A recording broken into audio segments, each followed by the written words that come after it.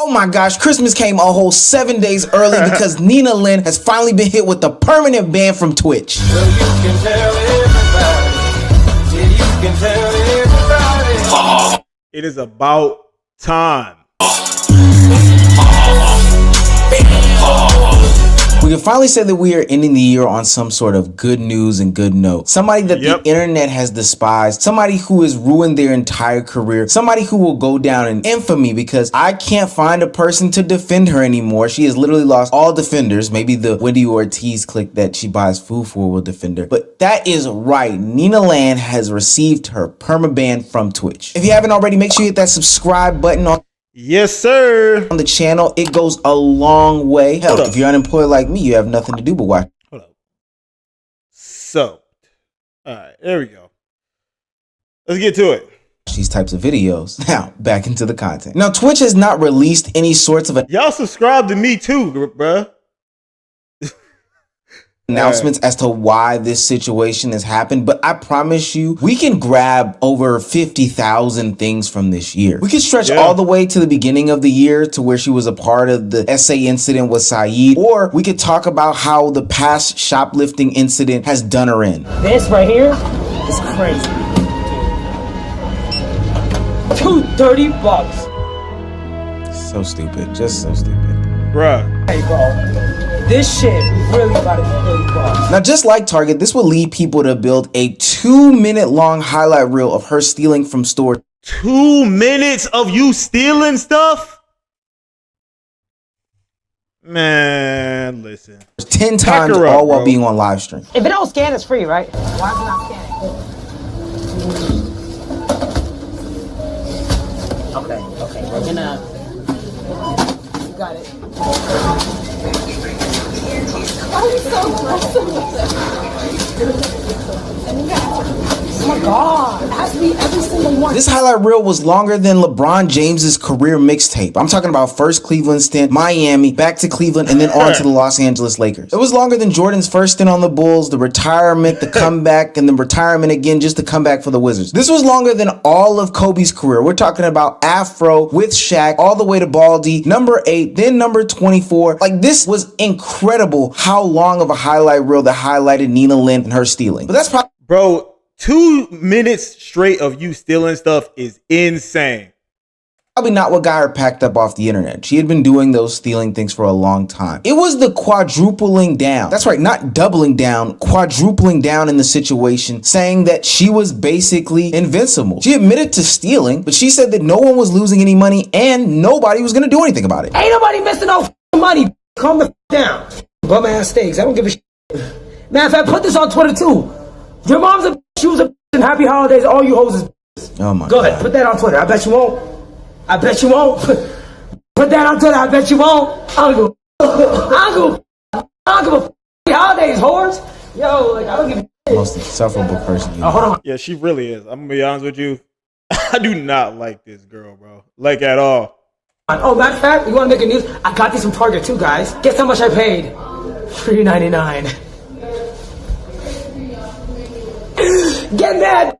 No, Nina. Twitch got mad. Now, ever since that moment, she had received some sort of ban, and we thought that it was going to be short term. But Dan Clancy obviously took that personal. So he did what any sane person would do. Any person that has a reputation to hold, try to build a platform that is good and wholesome. And boy, Twitch needs this PR this year. He went ahead and packed her.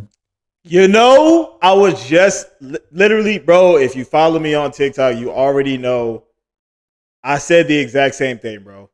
Like, bro, they have so many PR nightmares this year on Twitch. They was like, I ain't gonna lie, this is the most no-brainer decision I've ever made. Pack her up. Dumbass up. Head ass. Nina Lynn is just another case of those content creators that popped up during the pandemic. She started making TikTok content around May 2020, you know, peak COVID. Her whole gimmick was that comedy, lifestyle, commentary that was unfiltered type of content. You know, she was the New York variant of Aquafina, an Asian girl with a black scent and heavy usage of the N-word. That. Spawning on TikTok during a time where, you know, that was very popular. You know it's time to go home when all you see is garbage trucks. Sis, what's up, bitch? What's good? What's good? Where you riding? Oh my God. I'm riding the garbage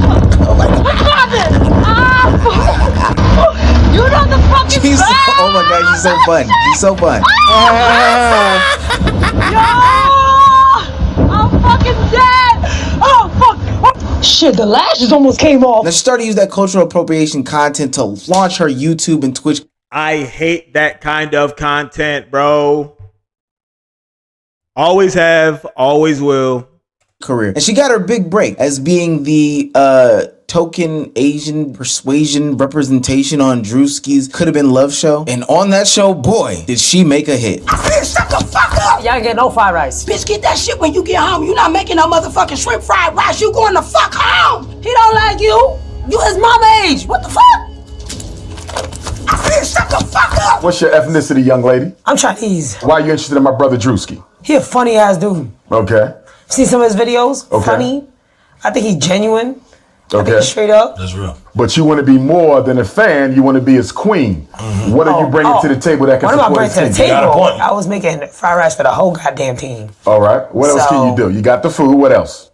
Everything else. Anything What else? else? What else? A wild card. What else? How could you gotta you give me afford- what else? Listen, you go to Asia, don't you need a translator? But he's not gonna be living in Asia all the time. You'll yeah. That's what I'm visit. saying, you'll Yeah. visit. You can hire a translator. what You you want to would- be the wifey. What skills do you have to be the wifey? She really didn't have any answers. She said, I'm a good cook. Okay, what else can you do besides cook? Now, what happens next to Nina Lynn is something that we've seen before. There is an internet sensation that goes around. Everybody starts to slut them out, get their views, you know, make them crash out, make them do various things. And then ultimately, when they're dried up and played out, we move on to the next thing. I'm thinking of Little RT, No Neck J, any of the women that were featured in any of the streams from this year. So that's basically Big facts.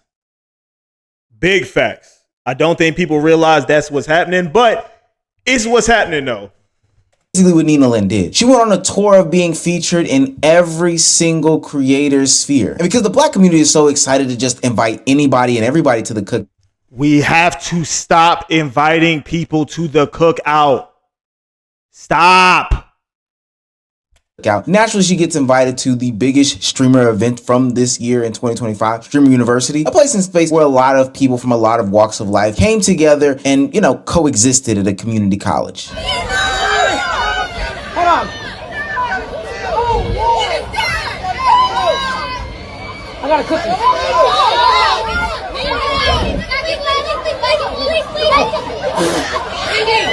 Bye. She hung out with FaZe. She hung out with Zoe Spencer. She got invited to the Streamer Games, and that's where it all went downhill. At the Streamer Games, while having a good time with a bunch of different participants, we saw the first step in Nina Lynn's inevitable downfall. You see, she couldn't keep her hands to herself. She decided to grope and rub on another streamer's buttocks without their permission. You ready, Emily? You ready? Yeah, go ahead, Nina. All right.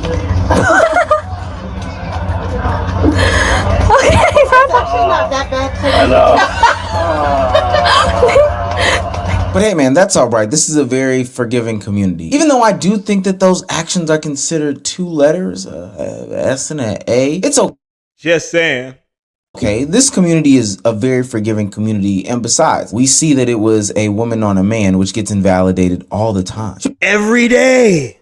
We were going to do the China stream with Agent, but she still could not contain herself from her ways. I think in the second half of 2025, she went on a total spiral, invalidating Saeed when being pressed about it. She ultimately got unbanned. You know, she kind of made jokes and made light about the situation, and then went on the whole shoplifting spree, challenging a bunch of creators that were at the top, just genuinely being disrespectful. All to end up being what? The camera person for Wendy Ortiz? You wanna go first, Nina?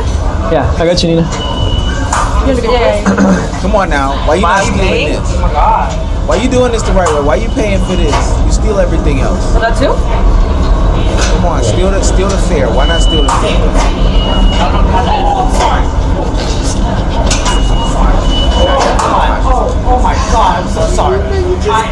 I didn't mean to get I swear to God, I didn't mean to. What did you just do? Usually this is the point in the video in which I give some sort of grace or some sympathy for the creator going through this situation, saying that there's probably some time in which they can grow and learn from this experience. So I'm gonna do that now. I'm gonna give you all the grace that I have to give for Nina Lynn in this situation.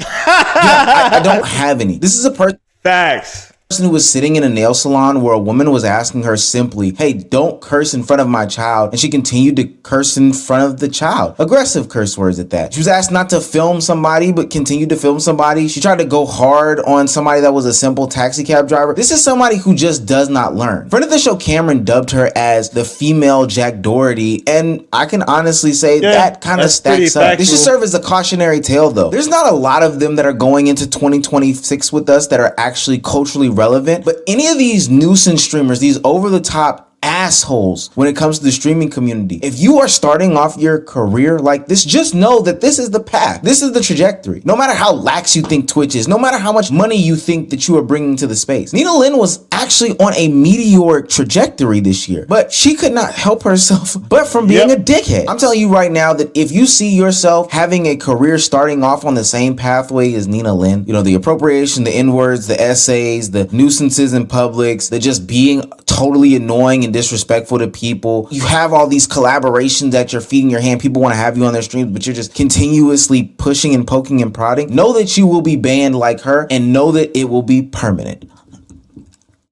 Oh my gosh. Well, what did we learn today, folks? We learned probably the same thing Nina Lynn learned. Nothing, all right? Because we already knew that you shouldn't be out here stealing when you're a multimillionaire. And you got famous off of this whole cultural appropriation thing. And you out here essaying folks. And you out here then invalidating people who you then essayed. And it's like a whole bunch of clips of you talking about how you was doing really effed up stuff to your brother. I'm not going to lie, the list is pretty long, but you get the gist. Bye-bye, Nina Lynn. Bye-bye. Listen, I'm Imcoachzaylive.